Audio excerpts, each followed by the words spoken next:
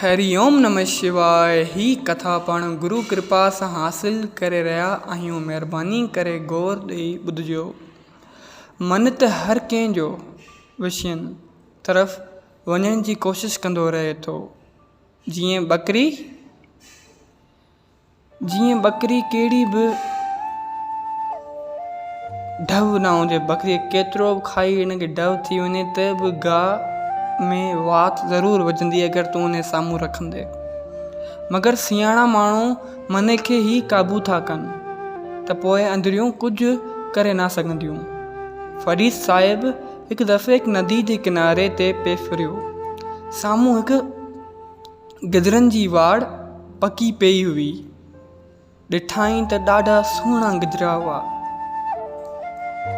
मन चयसि त हूंद हुन मां 2-3 छिनी खायां। मगर फरीद साहिब त उन खे त मन ते काबू हो।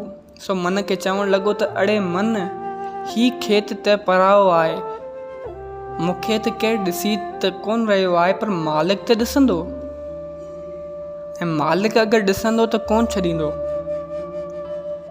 ईअं ई मन खे चपेट हणी वञी छांव में वेही रहियो।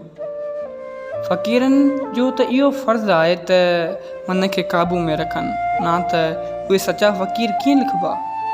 एतिरे में हिकु ॿियो मुसाफ़िर उतां अची लंघियो।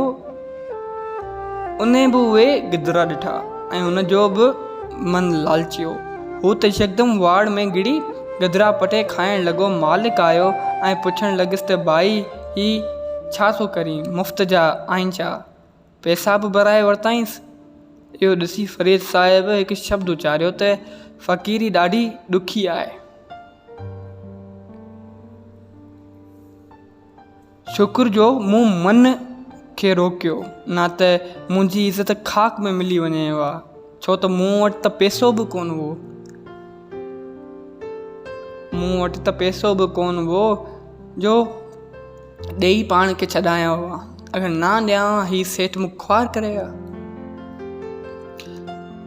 रजोगुण वारा के बि शुभ कर्म नथा कनि, पर सभु कामना वारा कम कनि था। अहिड़ो को बि कमु कोन था कनि जंहिंमां हुननि जी कामना घटि थिए, ऐं हू हर उहो कमु कनि था जंहिंमां हुननि जी कामना वधे, इच्छा वधे।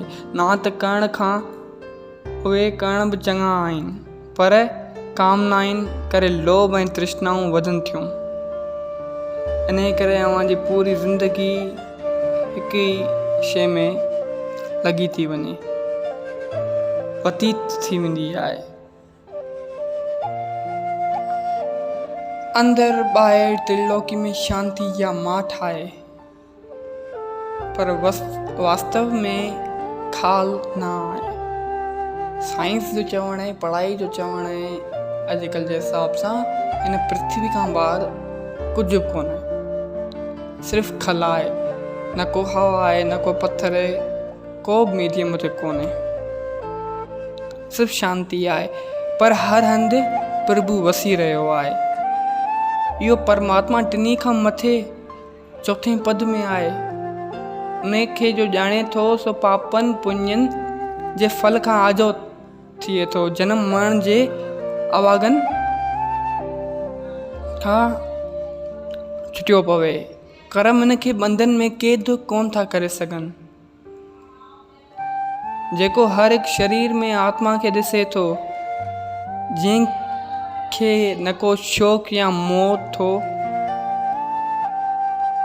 रोके, ऐं न राग या देवश हिन खे कुझु थो करे, इहो ई 3 गुणनि खां पाण खे छॾाए 4 पद खे प्राप्त थिए थो। 3 गुण कहिड़ा? सतोगुण, रजोगुण, तमोगुण।